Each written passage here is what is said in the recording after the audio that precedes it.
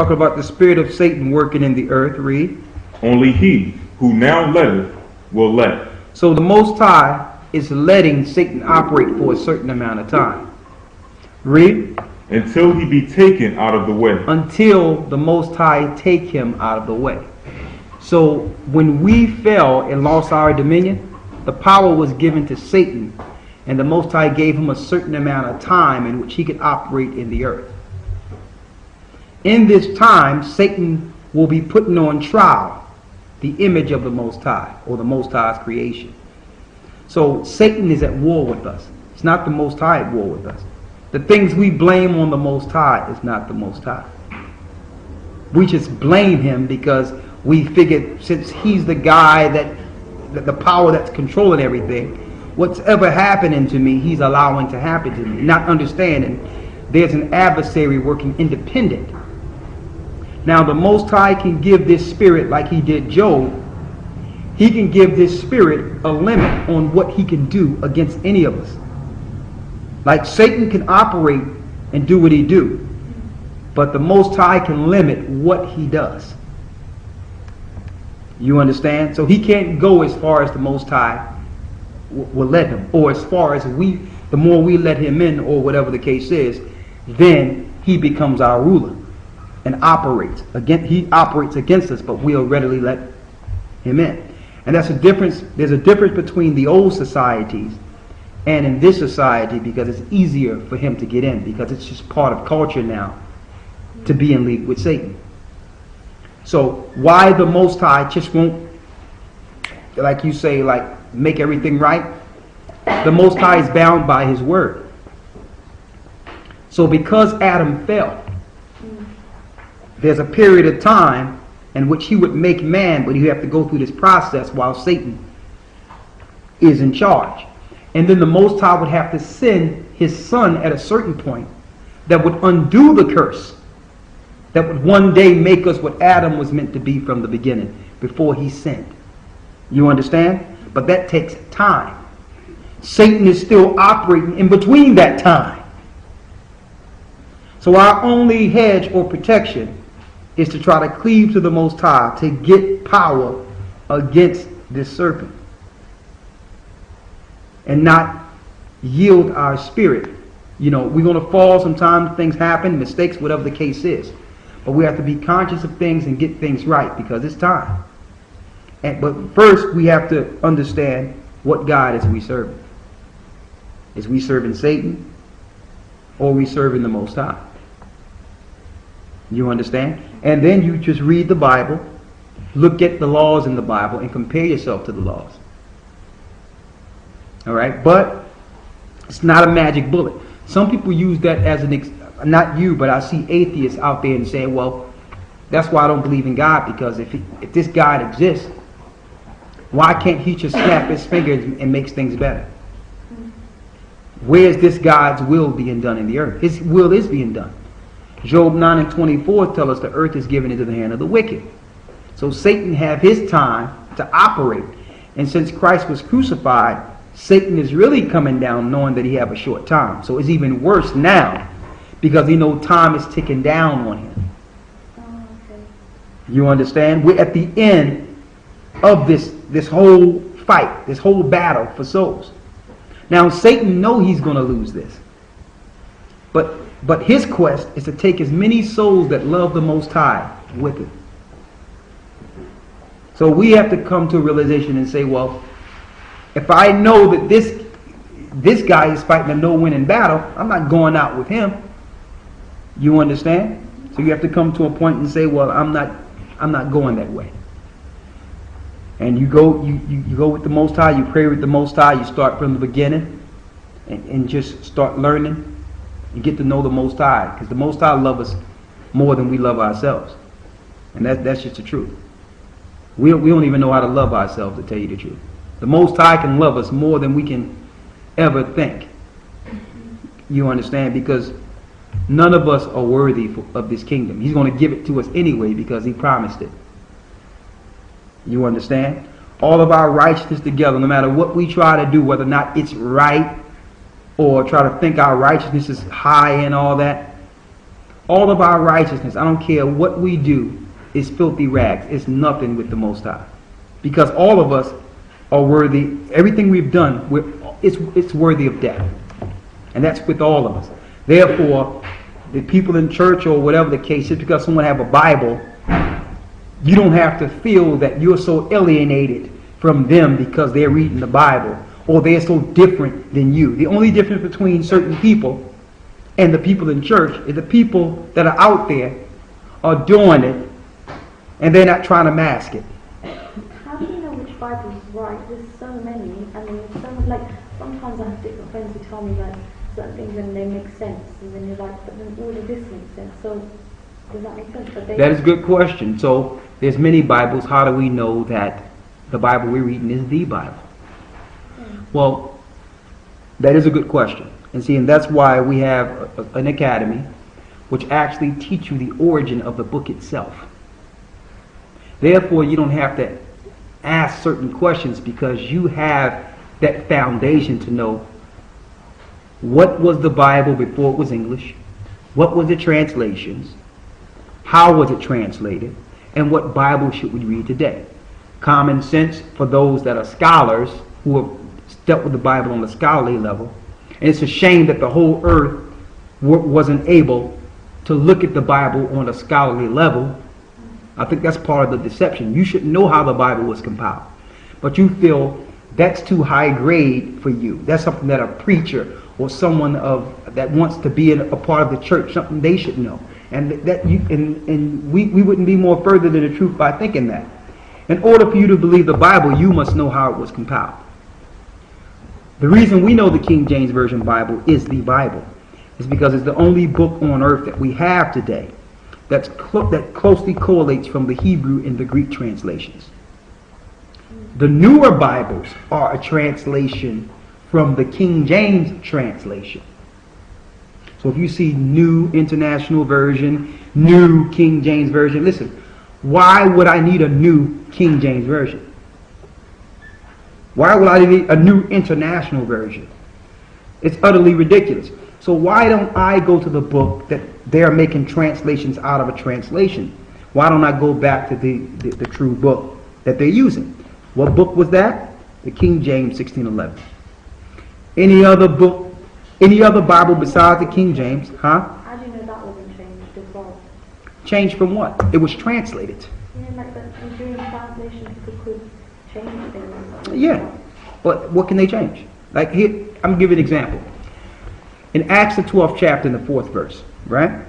It says the word Easter, right? So if I'm a Christian, I'll see the word Easter there and I might think, okay, I can celebrate Easter, right? But when you go into the Strong's Concordance, which is all the words which are in the Hebrew and Greek before the translation, that word Easter is not there. It says Passover. So, now, the Christian church tried to deceive me into following the goddess of star. Am I to throw out that key information, that whole book, because the Christian church wanted to worship Easter? No. I'm going to research and see what words were there before the translation, and then I can just translate the word to its original text. Therefore, I could read the sentence and just inject Passover instead of Easter. Now the sentence still stands. The history of that precept still stands. I just know that they try to deceive me with Easter, like they put God in the Bible. You understand? But I'm not going to throw out the Bible because when they translate it into the English, they put God there. The Hebrew, it says AHAYAH, and the Most High says, I am that I am, which is AHAYAH. So I'm able to go, you can get yourself a Strong's Concordance, you can get it yourself, and you can take your Bible and open it up and see what words were there before the translation. That's what you have an exhaustive Strong's Concordance for. So now there's no excuse. You have all the words that was there before it was translated. And if somebody asks you how you know, you can give them the history on it and say, well, I have to do the research on it because I wanted to make sure I was reading the right book.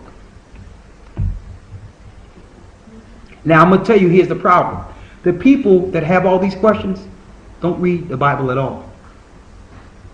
How can you have questions about a book you never read?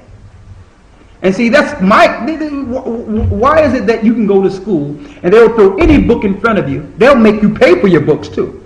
And you'll take it and read it and own it without any questions.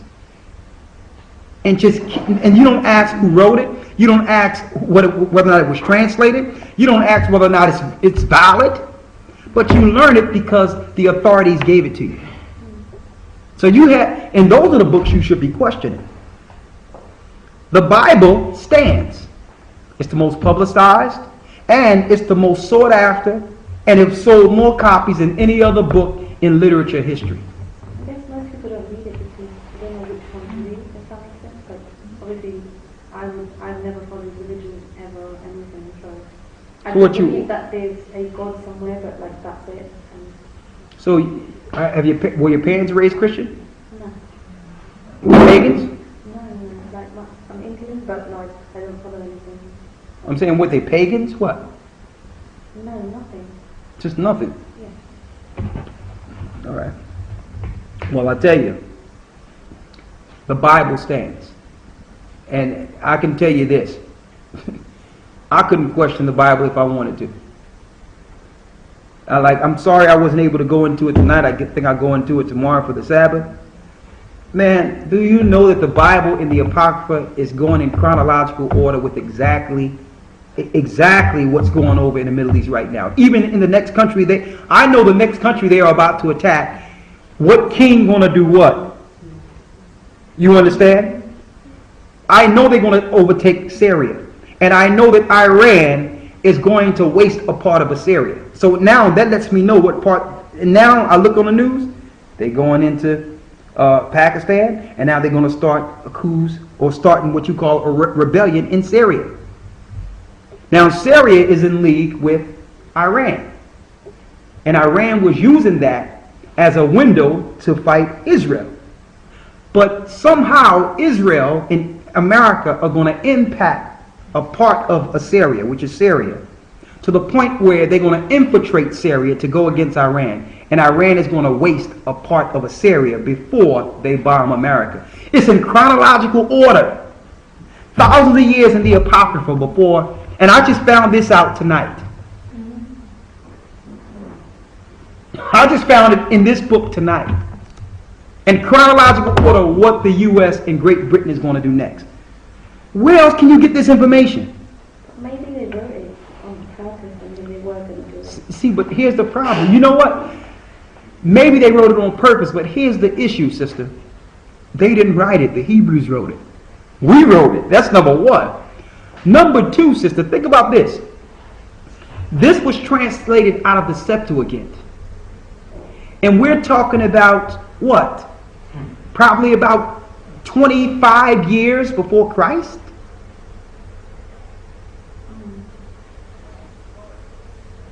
With the Apocrypha was here before Christ was on the earth. So who's these guys that wrote it and knew exactly they was going to plot this in 2011 AD?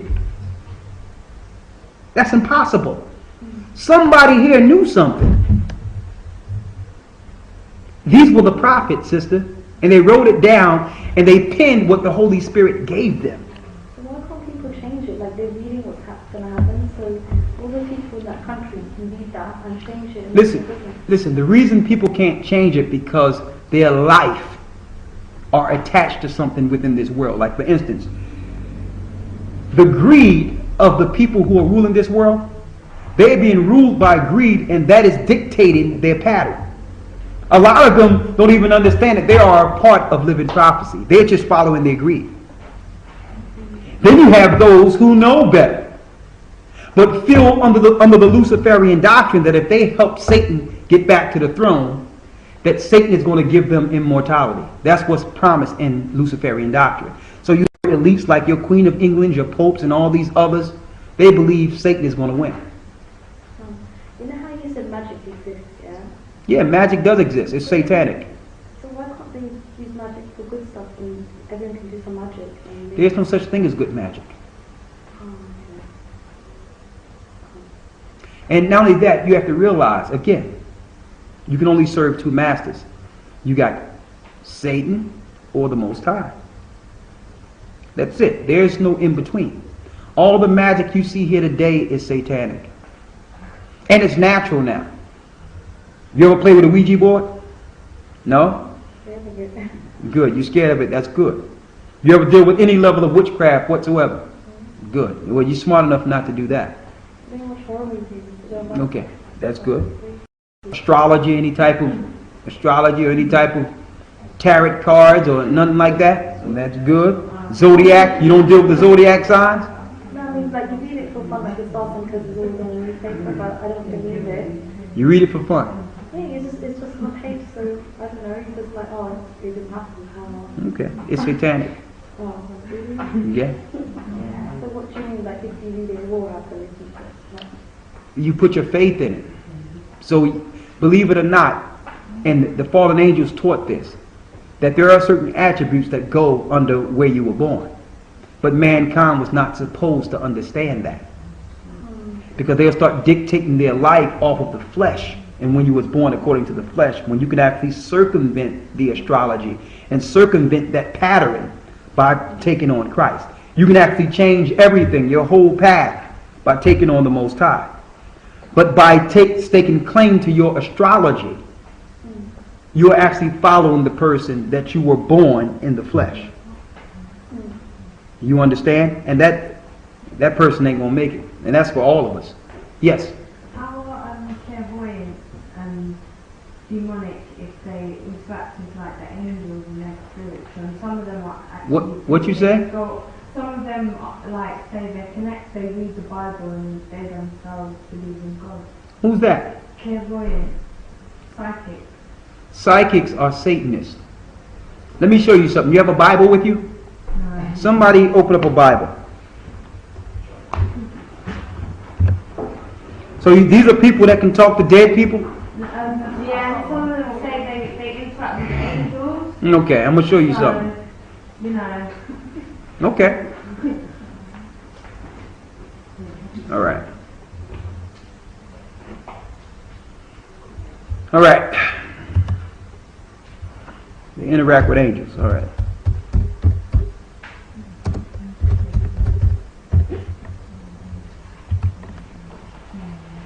You ready? Are you ready? Yeah. All right. We're in Leviticus 19 and 21. You there? Yeah. Read it, lawyer. Leviticus chapter 19, verse 21. Read it. Excuse me. 19 and 31, excuse me. 19 and Leviticus 31. chapter 19, verse 31. Read it. Regard not them that have familiar spirits. Read that again. Regard not them that have familiar spirits. The Most High says, regard not them that have familiar spirits. Familiar spirits is those that's linking with angels, those that are linking with other people. Those are familiar spirits, where they can familiarize with dead people and all those things, try to tell you the future. Listen. Neither seek after wizards. Don't go looking after no wizard. That's a male witch. Oh, you got these guys, I see something in your life and I see this. That's a wizard. Read. Neither seek after wizards, to be defiled by them. I am the Most High, your power. Leviticus 20 and 6. Read it. Leviticus chapter 20, verse 6. And the soul that turneth after such as have familiar spirits and wizards, to go a whoring after them. So you're actually linking yourself with false deities, which is spiritual fornication. Read. I will even set my face against that soul, and will cut him off from among his people. So back then, if anyone was dealing with a wizard or a witch, he was cut off from amongst the children of Israel. Let's go to Deuteronomy 18 and 11. Read it. Deuteronomy chapter 18, verse 11.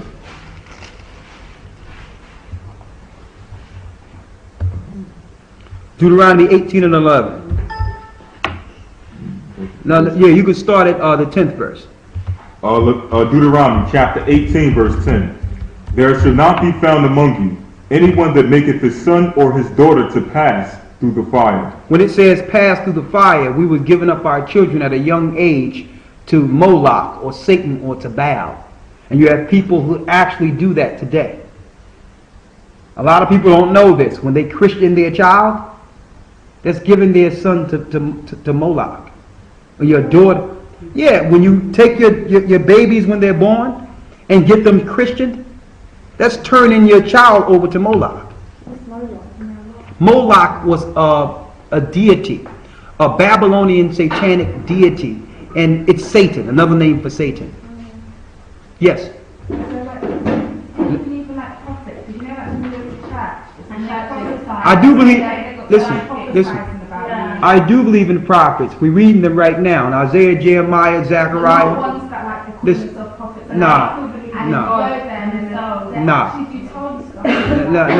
Let's see. Let's show you what the Bible say. Finish reading.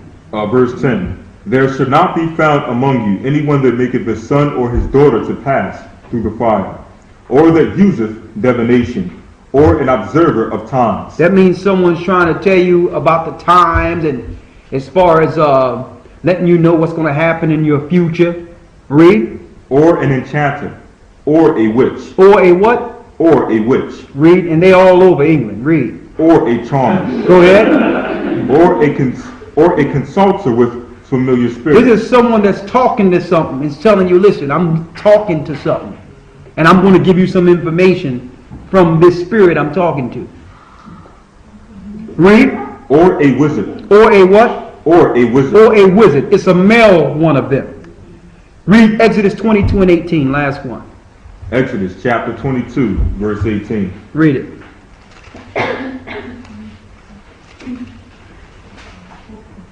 Thou shalt not suffer a witch to live. Read it again. Thou shalt not suffer a witch to live. So the Most High told us, according to the law, that we shouldn't let a witch live. And that's crystal clear. There will be no wizards, familiar spirits, or necromancers. They get their power from fallen angels and demons. And that's what the brother was talking about earlier when he was asking about the fallen angels. But I wanted to keep it kind of lower to really get to the people. I didn't want to scare people off before I get to know what everyone else was dealing with. Sometimes you have to bring it low so that other people can understand it, but I'm going to go into it and some of it tomorrow. Some people say, you know, they're like those religious people, but they're not like bad people because they're just religious, and they can just like they can just guess your future and tell you things. If they do that, Carrot people, but you just they're Satanists. They can do that, but they're Satanists. Certain people they won't mess with. They're really good people, and What if they they can had just, like, because they believe in God so God, much. but they just have that gift? You say, okay, hold up. Somebody tell me, how can there be a good witch? What's this thing I'm hearing nowadays that they can be good people? How they be? That's like a good Satanist. Some people say Harold's got brain words and stuff to God. Huh? Harold? This is what I'm saying though. How can a witch be good? Sabrina. There's such thing as a good witch. There's no such thing as a good sorcerer or a good astrologer or a good... Listen, you can have a guy that, and this happens all the time, that gives to the poor, that teach people in school and look out for the children and give to charities, and you'll think he's a good person, but at night he's firing up a 5-pointed star. 5-pointed star, butt naked, sitting there with his hands open, looking up to Satan somewhere. This is what listen. These are the things that happens. You understand? This is what they do. But the next day they look total normal. Hey, how you doing, Bob? Yeah, I'm going to get the news, the paper. Yeah, how you doing? Yeah, I'm on my way to school teaching. But these straight sadistic, satanic people, because of this theory, this understanding that people can be good that follow Satan. No. It don't work like that. These are witches, they're warlocks, there's no such thing as good Wiccans. They got this new thing where you can be a Wiccan, but you're not a Satanist. It's total madness. See, but that's what Satan wanted. Satan wanted a society in which you wouldn't know the difference between good and evil. What were the people saying they've seen God? And how do you how do you, how? Is that, you know, because you obviously see before it happens. Well, usually, deja vu, I don't know why they call it deja vu. I think they're linking it to some type of Hinduism or type of East Indian type of thing of you've been here before. That ain't the case at all.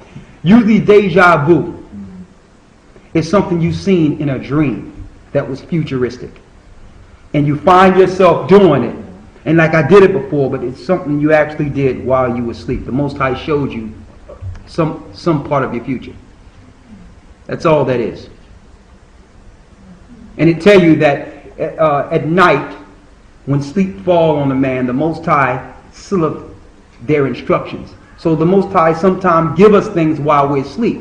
And when we're exercising it in the future, we think that, I must have been here. No, the Most High showed you it while you were asleep.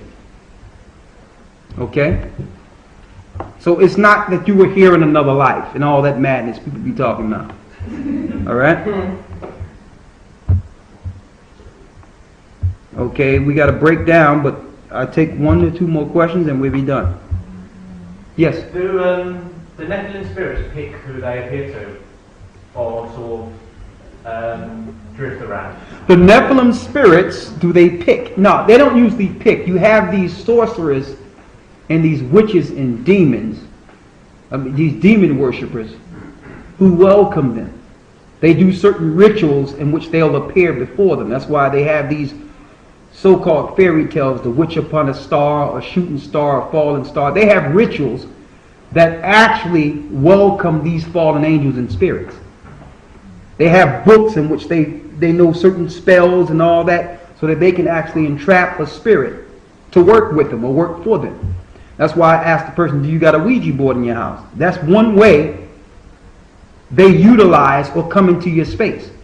Spirits, we've watched by spirits day and night, all of us. They come through our homes, they come through the places we live, and they just keep going. But people with Ouija boards and things of that nature, when they come through, they learn how to trap those particular spirits or start talking to them and dealing with them. And when the spirits pass through and you start talking and dealing with them, now that they have communication, they stay. They're not looking to pass through now because now they have communication. They can only operate through those who yield themselves. So that's the door. If they get a door, they're not going anywhere. And they usually drive people crazy. Because once you let them in, they don't need to look for anyone. You let them in. They're not going anywhere. They're going to stay in your house. They're going to stay bothering you. They're going to tempt you to try to pick up that board. All that. And they're going to do things for you. They'll do things for you. Just so you can keep them around. Yes. Yeah. What spirits? What type of spirits do you believe are those who have physical interaction in our realm, i.e., moving things or? They're demons. They're demons. It's not a good spirit. No, there's no good spirit moving something in your house. Okay.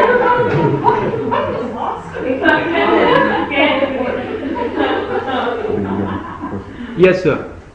This is what comes back to the question I asked before. Yeah. If these guys understood what Nephilim was, they'll understand when they became demons. Yes. And they became. So if you could, please explain to them what Nephilim are. Okay, I can. Okay, I got a couple. In the book of Enoch. In the book of Enoch, and it's also in the book of Genesis, the 6th chapter. It says, when the sons of God saw the daughters of men that they were fair, they came down and dealt and married the daughters of men. This happened before the flood. Now, when these angels came down, it tell you in the book, I think in the book of Jubilees, that they appeared as the woman's husband, but they had greater stature.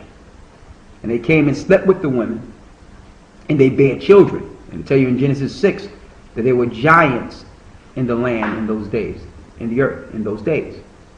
Those giants are Nephilim. Now, one thing about these giants, They had inordinate skulls. They were tall. They started consuming mankind. They started eating people. Once mankind could no longer operate with them, they started eating people. Now these angels taught them strange things. Technology. They taught the women the making and tincture of jewelry. Believe it or not, it tells you in the book of Jasher, they also gave them a potion for birth control. So when you look at birth control, it's the same potion that was given to them. It says they gave them the birth control so that they can keep their shape. In the book of Jasher. So this birth control you have, it's the same potions they used before the flood. Also, this is where demons come in at, because when the Nephilims, when the Most High seen that they were destroying mankind and they were mixing animals with plants and doing all types of evil genetic splicing, they knew that what Satan was trying to do was Satan was attempting to destroy creation in itself. He was looking to destroy the Most High's people. So the Most High sent the Spirit to Noah and told Noah, build an ark. In 120 years, I'm going to destroy this place, because if I don't stop them, they're going to destroy everyone. They're going to kill off my creation. These Nephilim also started splicing animals, and that's where you get your dinosaurs, your Tyrannosaurus Rexes, all these different big creatures that was eating people. It wasn't 100 billion years ago. That happened before the flood. All right? So the Most High told Noah, only the animals that come crouch before you do you let in the ark. Tell you that in the book of Jasher. If they don't crouch before you, don't let them in, because 9 times out of 10, they have probably been genetically modified or some type of splicing by these giants who had a chance to operate in this earth. Now, they landed, the angels that fell, they landed on Mount Hermon. They came from the stars, and they agreed with one implication to land on Mount Hermon. Mount Hermon is what you see on your movies when you see Paramount and all the stars be coming through the sky and land around a mountain. You can see the stars around a mountain on Paramount Pictures, to show you that these stars are the authors or fathers of what you see in these living pictures. They're the gods that are being worshipped in these particular movies. Every movie that's out there under Paramount, there's some secret linked back to the Nephilim.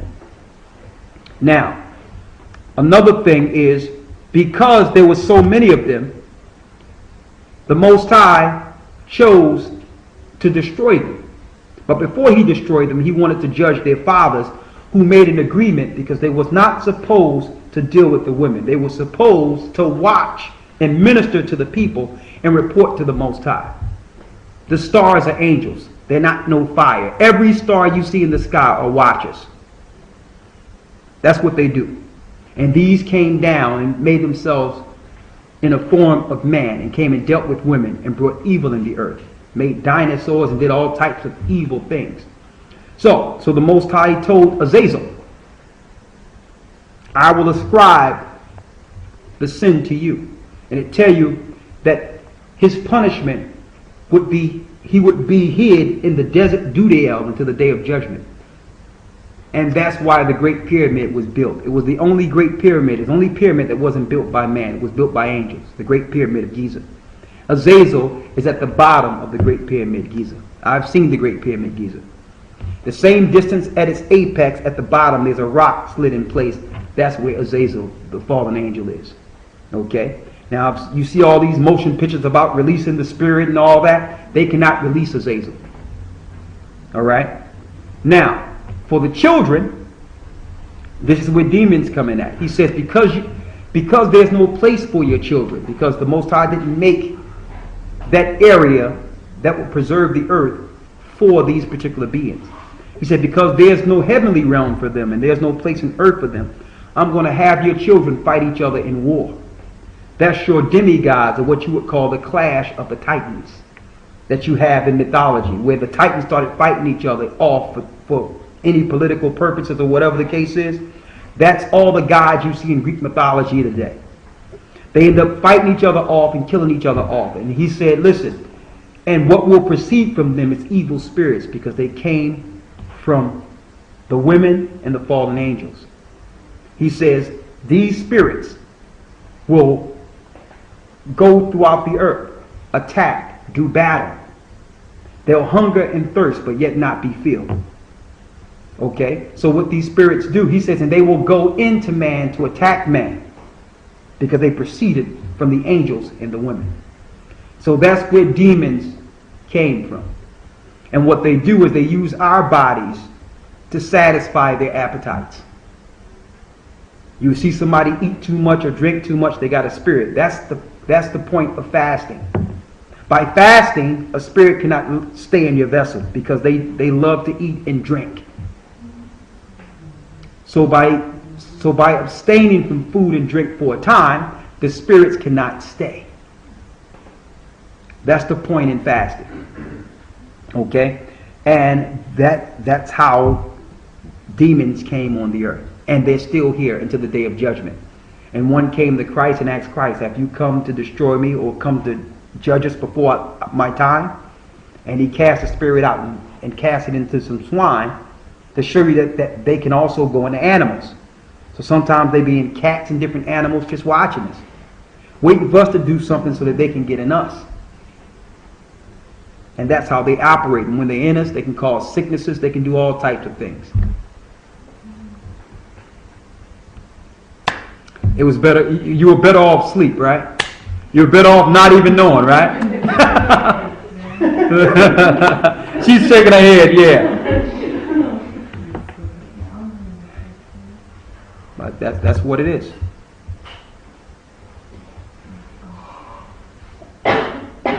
But we're at the end, though. The good thing about this is we're almost finished.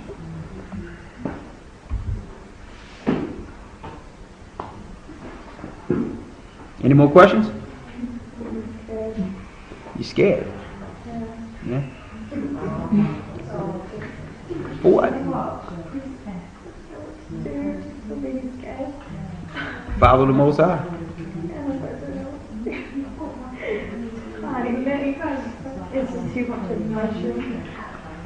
Follow the Most High. Just pray to the Most High and follow the Most High.